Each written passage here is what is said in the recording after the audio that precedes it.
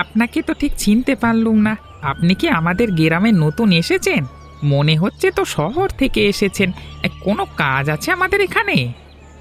আপনি এভাবে কথা বলছেন কেন? একটার পর একটা প্রশ্ন করেই যাচ্ছেন। আমি কি এখানে প্রশ্নের খাতা খুলেছি নাকি? হ্যাঁ হ্যাঁ, আমাদের গ্রামে এসেছেন, আমি তো অবশ্যই প্রশ্ন করব। আপনি কেন এসেছেন, কার কাছে এসেছেন সেটা বলুন। আমি মূলত এ গ্রামে একটা কাজে এসেছি। গ্রামে তেমন কিছু ভালোভাবে চিনি না। আমি এখানে কদিন থাকতে চাই। থাকার মতো কোনো হোটেল আপনাদের কাছে আছে এখানে? এ লোক বলে কি, এটা কি আপনার শহর পেয়েছেন নাকি? এখানে আবার হোটেল কোত্থেকে আসবে? আপনার ভাবগতি দেখে তো ভালো মনে হচ্ছে না। এখানে আপনি আমার খারাপ ভাবগতি কোত্থেকে দেখলেন? আমি তো একটা সহজ কথাই জিজ্ঞেস করলাম। যাই হোক, এখানে কোনো হোটেল নেই। আপনি আমার সাথে চলুন, হ্যাঁ দেখি আপনার একটা থাকবার ব্যবস্থা করে দিতে পারি কিনা। তাহলে তো খুবই ভালো হয়। যদি কোনো ব্যবস্থা করে দিতে পারেন তাহলে আমি খুবই উপকৃত হব। চলুন চলুন, আমার সাথে চলুন, তারপর দেখা যাবে।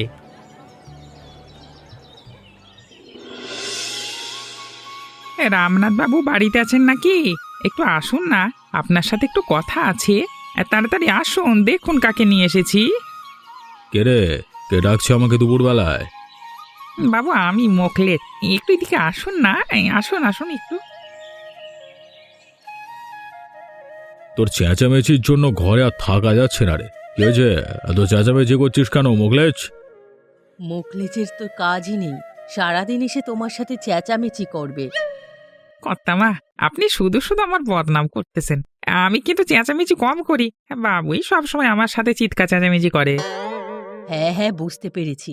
এখন কেন এসেছিস সেটা বল না। তোর সাথে এই ছেলেটা কে? একে তো চিনতে পারলাম না। দেখে তো মনে হচ্ছে আমাদের গ্রামের না। এই ছেলেটা নাকি শহর থেকে এসেছে, গ্রামে থাকবার কোনো জায়গা নেই, কাজে এসেছে, সেই জন্য এখানে নিয়ে আসলুম। বাবু যদি একটু থাকবার ব্যবস্থা করে দিত তাহলে ছেলেটা উপকৃত হতো, মানে ছেলেটা খুবই উপকৃত হতো। যেহেতু আমাদের গ্রামে এসেছে শহর থেকে, গ্রামের একটা মান সম্মান আছে তো। ও পাশে বাংলো বাড়িটা আছে না, সেখানে থাকবার ব্যবস্থা করে দে তুই মোকলেচ, বুঝলি? আপনাদের সকলকে অনেক অনেক ধন্যবাদ। কি হয়েছে রে মা? তুই এভাবে এখানে এসে দাঁড়িয়ে আছিস কেন? কিছু বলবি নাকি? বাবা, আমি তো বাড়িতে ছিলাম না। তুমি নাকি কোত্থেকে একটা শহরের অপরিচিত লোককে বাড়িতে জায়গা দিয়েছো। এটা কিন্তু মোটেও ভালো হয়নি। এই একটা লোক বিপদে পড়েছে, তাকে যদি আমরা উপকার না করি তাহলে সেটা কি হয়? উপকার করবে ঠিক আছে, দরকার হলে তুমি অন্য কোথাও থাকার ব্যবস্থা করতে। বাড়ির মধ্যে বাংলো বাড়িতে তাকে থাকতে দিলে কেন? আমি একা থাকতে দিলাম নাকি? আরে তোর মাও তো সেখানে ছিল, তোর মা তো কিছুই বললো না। আমি আর কি বলবো? তুমি যেখানে বলেছো থাকার জন্য, সেখানে আমি যদি তার উপরে কোনো কথা বলি, সেখানে অবশ্যই তোমার অপমান হতো। এখন তুমি চাইছো আমি সেখানে তোমার অপমান করে দেই। তুমি আমাকে অন্যভাবে বোঝাতে পারতে, কিছুই তো বলনি। সেই জন্যই আমি ছেলেটাকে জায়গা দিলাম। এখন কি করব? বের করে দেবো নাকি? দাও দাও বাবা, বের করে দাও। এই ছেলেকে বাড়িতে রাখার দরকার নেই, অন্য কোথাও জায়গা দাও। যেহেতু একবার থাকতে দিয়েছো, এখন আর বের করে লাভ নেই। মানুষজন খারাপ কথা বলবে। যেভাবে আছে সেভাবে থাকুক। আচ্ছা ঠিক আছে, তোমাদের যেটা ভালো মনে হয় সেটাই করো, আমার কথার তো কোনো দামই নেই।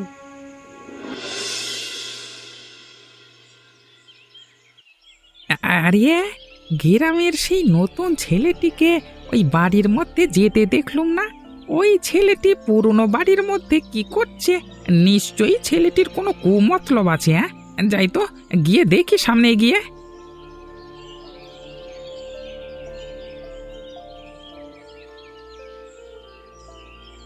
এই ছেলে, সে তুমি এখানে কি করছো গো? কি হয়েছে কি? তুমি আবার ভয় পাচ্ছ কেন? তোমাকে কি জিজ্ঞেস করেছি, সে প্রশ্নের উত্তর দাও। তুমি এখানে কি করছো? এখানে আসা নিষেধ তুমি জানো না? মানে আমি এখানে কিছুই করছি না। আমি তো মানে এমনিতে একটু ঘুরতে আসলাম। আপনি কোত্থেকে এখানে আসলেন? মানে আমি তো দেখেছি তুমি এই ঘরটার মধ্যে প্রবেশ করেছো। তোমার পিছু পিছু আমি এখানে চলে এসেছি। তুমি এখানে কি উদ্দেশ্যে এসেছো বলো তো? আমার কোনো উদ্দেশ্য নেই। আমি তো এই গ্রামটা একটু ঘুরে ঘুরে সবকিছু দেখছিলাম। এ বাড়িটা আমার কাছে কেমন যেন মনে হলো, সেজন্য বাড়ির মধ্যে প্রবেশ করছি। আমি তো ওখানে কিছুই করলাম না। এখনই তুমি এখান থেকে চলে যাও, আর কখনোই বাড়ির মধ্যে প্রবেশ করবে না বলে দিলাম। কিন্তু কেন? কেন এখানে প্রবেশ করতে পারবো না? নিষেধ কেন? এত কৈফিয়ত আমি তো তোমাকে দিতে পারবো না। তোমাকে যেটা বলেছি তুমি সেটা করো, না হলে কিন্তু এ গ্রাম থেকে এক্ষুনি বের করে দেব। আচ্ছা ঠিক আছে, আপনি যেটা বলছেন আমি সেটাই করছি। আমি এখান থেকে চলে যাচ্ছি, আমাকে বের করবেন না। যাও যাও যাও।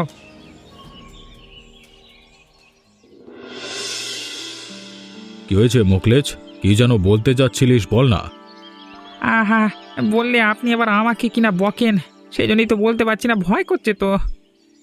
আরে এসব ন্যাকামি না করে তাড়াতাড়ি বল না, কি হয়েছে? কিছু করে ফেলেছিস নাকি? এখন তো আমার মনে হচ্ছে ওই ছেলেটিকে আপনাদের বাড়িতে বা আমাদের গ্রামে আশ্রয় দেওয়াটাই ভুল হয়েছে। এখন আবার ভুল হয়েছে বলছিস? তখন তো তুই নিজেই নিয়ে আসলি। সেই জন্যই তো দ্বিধাদ্বন্দ্বে আছি। এত দ্বিধাদ্বন্দ্বে না থেকে কি হয়েছে মূল ব্যাপারটা বল। ছেলেটিকে আজকে দেখেছি আপনাদের যে পুরনো বাড়িটা ছিল সেখানে গিয়ে কি যেন খোঁজাখুঁজি করছে। নিশ্চয়ই এই ছেলের অন্য কোনো মতলব আছে। বাবা, আমি তোমাকে এত করে বলেছি, তুমি তো আমার কোনো কথাই শুনছিলে না। এখন দেখেছো কি অবস্থা হচ্ছে। তারপর কি হয়েছে সেটা বল না। আমি দেখে ফেলেই জিজ্ঞেস করছি এখানে কি করছে, তখন চোরের মতো করতে শুরু করে। এই বলে কিনা সে ঘুরতে ঘুরতে এখানে চলে এসেছে। ছেলেটাকে তো খুব সন্দেহজনক মনে হচ্ছে বাবা। এখানে সন্দেহের কি আছে? ঘুরতে তো যেতেই পারে, গ্রামের কিছু চেনে না, বুঝেছে হয়তো ঘোরার কোনো জায়গা হবে, সেই জন্যই ঘুরতে গিয়েছিল। এখানে অপরাধের কি আছে? যাই হোক, এখন থেকে ছেলেটিকে না একটু চোখে চোখে রাখবার চেষ্টা করবেন। আমি একটু সাবধান করতে এলাম আর কি। এখন যাই তাহলে। হ্যাঁ হ্যাঁ। আচ্ছা ঠিক আছে, ঠিক আছে আয়।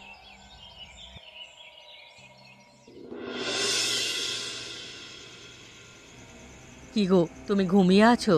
ওদিকে যে বিকট শব্দ হচ্ছে শুনতে পাচ্ছ না? কি হয়েছে? ওদিকে কিছু একটা পড়া শব্দ শুনতে পাচ্ছি। চলো না, ওদিকে চলো। এত রাতে উঠে লাভ নেই, বিড়াল টিড়াল হবে তো, ঘুমাও না, ঘুমাও। এত কথা বলো না তো, তাড়াতাড়ি ওঠো। চোর এসেছে নাকি কে জানে।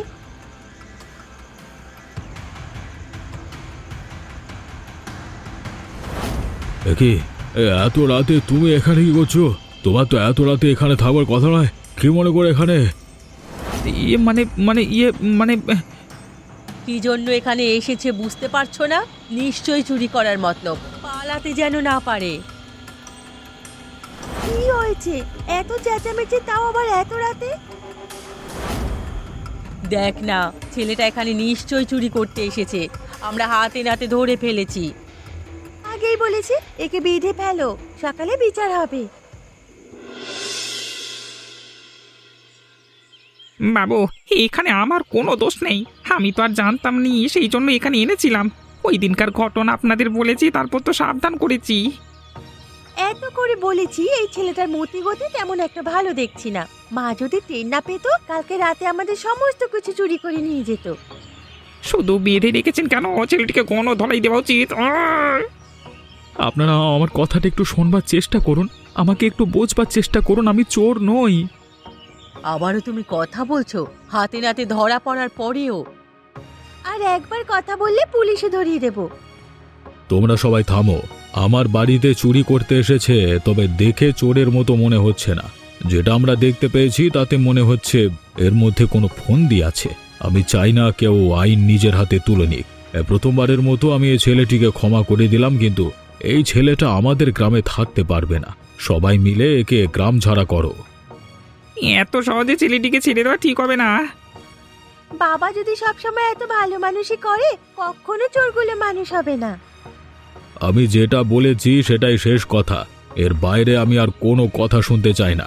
আমি যেটা বলেছি সেটাই করো সবাই মিলে। কিন্তু একে তো আরো বেশি শাস্তি দেওয়া উচিত। তুমি আমার উপর থেকে কথা বলছো? আচ্ছা ঠিক আছে, মুখলেছ, তোমার বাবু যেটা বলছে সেটাই করো। এ কি বাবা, তোর এই অবস্থা কি করে হলো? কে তোকে মেরেছে বল? এত করে বলেছি ওখানে যাওয়ার দরকার নেই, তাও আমার ছেলে ওখানে গেল। ওরা আমার ছেলেটার কি হাল করলো। ওদের এত বড় সাহস, আমার ছেলেকে অত্যাচার করেছে। ওদের কাউকে ছাড়বো না, জেলের ভাত খাইয়ে ছাড়বো। তোমার জন্যই তো আমার ছেলের এ দশা হয়েছে। তখন আমি ছেলেটাকে যেতে দেব না? তুমি তো তখন কিছুই বলনি, এখন আবার ছেলের জন্য প্রেম দেখাচ্ছ। এটা আবার তুমি কেমন কথা বলছো? আমার ছেলের ক্ষতি করেছে, আমি এখন তাদের ভালোবাসবো? অনেক হয়েছে আর না।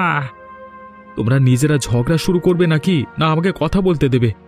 তোমাদের জন্য আগে ঘরে কথা বলতে পারতাম না, এখনো বলতে পারছি না। তোমরা ঝগড়া করো, আমার কথা বলবার দরকার নেই। বাবা, তুই রেগে যাচ্ছিস কেন? কি বলতে চাচ্ছিস বল। আমার এই অবস্থার জন্য তারা কেউ দায়ী নয়, আমার নিজের দোষেই এমনটা হয়েছে। তোমরা এখনো তোমাদের ঝগড়া এবং পুরনো সেই কথা নিয়ে পড়ে থাকো। নিজেদের মধ্যে সম্পর্ক ভালো নেই, সেটা তো জোড়া লাগাতে পারো নাকি? না হলে এর চেয়েও খারাপ দিন দেখতে হবে। আমি আর এ বাড়িতে থাকবো না, তখন বাড়ি ছেড়ে চলে যাব, বুঝবে? রাগ করিস না বাবা, আমাদের কথা শুনে যা।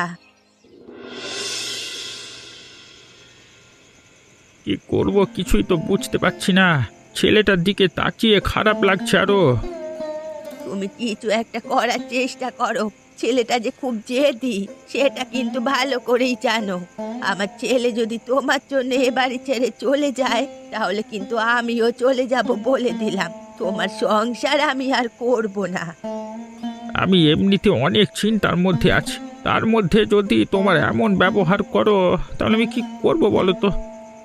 কদিন বাদে এমনিতেও এই ঘর বাড়ি সবকিছু বিক্রি করে দিয়ে চলে যেতে হবে। হোটেলের যে অবস্থা চলছে, মনে তো হচ্ছে না আর টেকাতে পারবো। এত কথা না বলে তুমি একটা ভালো বুদ্ধি দিতে পারো তো আমাকে, তাহলেই তো হয়। এর আগেও আমি অনেক করে বলেছি, তুমি আমার কোনো ধরনের কথাই শোনোনি। তোমার ওই এক কথা শুনতে শুনতে আমি একদম ক্লান্ত হয়ে গেছি। ওটা যে আমি করব না সেটা তুমি ভালোভাবেই জানো। যেহেতু আমার কথা শুনবে না, সেহেতু আমাকে আর জিজ্ঞেস করো না। আমি আর আমার ছেলে বাড়ি থেকে চলে যাই, তাহলেই ভালো হবে। তোমাকে না কতদিন আগে চুরির দায়ে গ্রাম থেকে বের করে দিয়েছি, আবার এই গ্রামে এসেছো? এত বড় সাহস! কার সাথে কি কথা বলছো ভেবেচিন্তে বলছো তো? তোমাকে কিন্তু একদম এক নিমেষেই আমি উধাও করে দিতে পারি, সেটা তুমি জানো। আমাদের গ্রামে এসে আমাকে হুমকি দেওয়া হচ্ছে? এত বড় সাহস আপনার! আর দেখে তো ভালো মানুষ মনে হচ্ছে, আবার কিনা আমাকে হুমকি দিচ্ছেন? বাবা, তুমি এনার সাথে তর্কে জড়িও না। আমরা আবারও একটু রামনাথ বাবুর বাড়িতে যাওয়ার জন্য এসেছি। তার সাথে আমাদের গুরুত্বপূর্ণ কথা আছে, তুমি আমাদেরকে সেখানে নিয়ে চলো। এর আগের বার তোমাকে সে বাড়িতে নিয়ে আমি বিশাল বড় বিপদে পড়েছিলাম বাবা। এবার আমি আর তোমাকে সে বাড়িতে নিয়ে যেতে পারবো না। তুমি আর এই গ্রামে ঢুকতে পারবে না, এখনই চলে যাও। নিশ্চয়ই এবার নতুন কোনো উদ্দেশ্য নিয়ে এসেছো, তাই না? সাথে আরো বাড়তি লোকও নিয়ে এসেছো। কি রে রোহিত, এই লোকটা কি বলছে? কিছুই তো বুঝতে পারছি না। তুমি যদি আমাদের না ঢুকতে দাও, পরবর্তীতে গ্রামের কোনো ক্ষতি হলে তাও তোমার দোষ পড়বে যে এরা এসেছিল, পরবর্তীতে ক্ষতি করেছে, তুমি কেন ধরিয়ে দিলে না? এরকম। তার চেয়ে তুমি রামনাথ বাবুর কাছে নিয়ে চলো, তা তিনি আমাদের বিচার করুক। এটা তো একটা ভালো কথাই বলেছো, এটা করলেই সবচেয়ে ভালো হবে। এই চলো চলো, তোমাদের সবাইকে নিয়ে রামনাথ বাবুর কাছেই যাই, তিনি তোমাদের বিচার করবেন আবার। হ্যাঁ, এ মোখলেজটা আবার কে? এর কথা তো কিছুই বুঝতে পারছি না। কি বলছিস তোরা রোহিত? এখন তোমার কিছুই বুঝতে হবে না, যেটা হচ্ছে সেটা শুধু দেখো। বাবু এইদিকে আসুন না, কর্তামা বাড়ি আছেন, একবার এদিকে আসুন। কিরে মোখলেজ, এত চেঁচামেচি কেন? কদিন আগে যে ছেলেটাকে আমরা সবাই গ্রাম থেকে বের করে দিয়েছিলাম, সে আবার তার সাথে লোকজন নিয়ে আমাদের গ্রামে প্রবেশ করতে চাইছে। আপনার কাছে ধরে নিয়ে আসলাম। চুপ কর, কাদেরকে ধরে নিয়ে এসেছিস তুই? কাকে গ্রাম থেকে বের করে দিয়েছিলাম আমি? আসো দাদা, আসো আসো আসো। আমার ভাই রে। কি হচ্ছে মা? কিছুই তো বুঝতে পারছি না। আমিও তো কর্তামা কিছুই বুঝতে পারছি না। কুসুম, তোর বাবার বড় ভাই আছে, সেটা তো নিশ্চয়ই শুনেছিস। অনেক বছর ধরে তারা গ্রামে আসে না, তোর বাবার সাথে ঝগড়া হয়েছিল। হ্যাঁ, আমি শুনেছিলাম। এই হচ্ছে তোর বাবার বড় ভাই, তোর বড় কাকা, তোর বড় কাকিমা। যে রোহিত ছেলেটাকে আমরা চোর বলে বের করে দিয়েছি, সে হলো তোর জ্যাঠাতো ভাই। কি বলছো মা? তাহলে তো আমরা বিশাল বড় অন্যায় করে ফেলেছি। আমরা তো কিছুই জানতাম না। রোহিতটাও তো সেটা বলেনি। আমার ভাইপো, তোমার সাথে না বুঝে আমরা অন্যায় করেছি। তুমি কেন পরিচয়টা তখন দিলে না? আমরা অনেক বড় ভুল করে ফেলেছি, আমাদের ক্ষমা করো তুমি। এটা আপনি কি বলছেন কাকা? আপনারা গুরুজন, আপনারা কখনো অন্যায় করতে পারেন না। আমি এখানে এসেছি, বাবা সেটা বলতে নিষেধ করেছিল, সেজন্য আমি আমার পরিচয়টা লুকিয়ে রেখেছিলাম। এখানে কথা বলে আর লাভ কি? সবাই ঘরে চলো, ঘরে গিয়ে বাকি কথা হবে। কাকিমা, এসো এসো, ঘরে এসো। দাদা, এতদিন পর তুমি এসেছো, কি যে ভালো লাগছে। এত বছর এলে না কেন? আপনার তো বড় ভাই রাগ করে আসেনি। আপনি ছোট ভাই হিসেবেও তো যেতে পারতেন, তাও তো গেলেন না। একবার যখন আপনারা এখানে এসেছেন, এবার থেকে অবশ্যই আমরা যাব। রোহিতদা, না বুঝে তোমার বিরুদ্ধে অনেক কথা বলেছি, অপমান করেছি। আমার কথায় আবার কিছু মনে করো না। আরে না না, তেমন কিছু না, না বুঝেই তো বলেছিস। আমি কিছু মনে করিনি, তবে আমরা একটা বিশেষ কাজে এখানে এসেছিলাম। ভালো কথা, সেটাই তো জিজ্ঞেস করব, কেন এসেছিলে? এভাবে চোরের মতো তখন পুরনো বাড়িতে খোঁজ করছিলে কি যেন, রাতে আবার আমাদের ঘরে, সেই জন্যই তো আমরা সন্দেহ করলাম।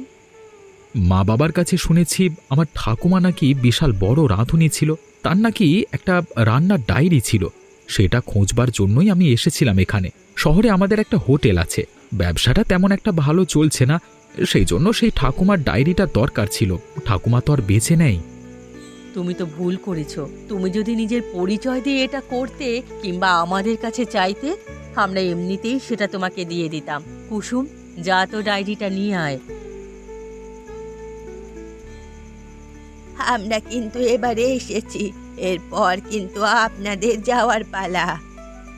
আপনারা যেহেতু এসেছেন, অবশ্যই আমরা যাব। কেউ যদি নিজেদের জেদটা কমিয়ে আগে থেকে এরকম ভাবে চলে আসতেন একে অপরের বাড়িতে, তাহলে এতদিন আমাদেরও আর বঞ্চিত হতে হতো না। এটা ঠিক কথাই বলেছ। মা মারা যাবার পর দুই ভাইয়ের মধ্যে ঝগড়া হলো, দাদার কখনো আসলো না, আমিও গেলাম না, এটা আমাদের ভুল। এখন থেকে আমাদের সন্তানেরা আর বঞ্চিত থাকবে না।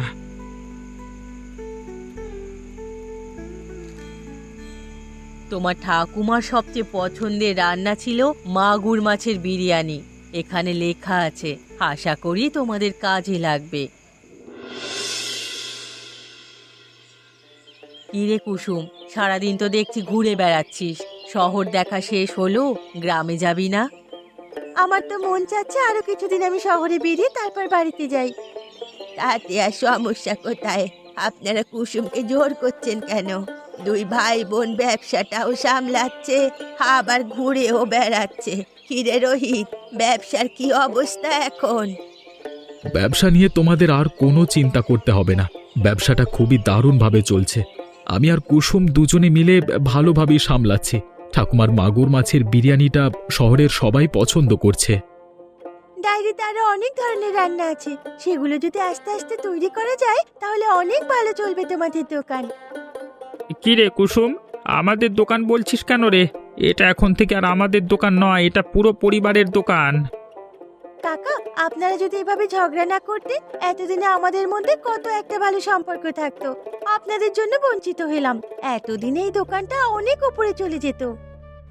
এখন থেকে যার যেখানে ভালো লাগে সে সেখানে থাকতে পারবে, কোনো সমস্যা নেই। আপনাদের ভালো লাগলে আপনারা এখানে থাকবেন যতদিন ইচ্ছে। আমাদের যখন ভালো লাগবে তখন আমরা আবার গ্রামে চলে যাব।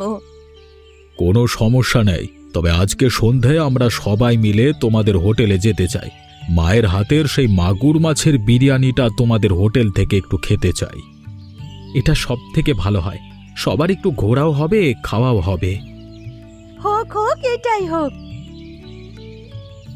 এমনই মজার মজার গল্প দেখতে চাইলে আমাদের চ্যানেলটিকে সাবস্ক্রাইব করতে ভুলবেন না।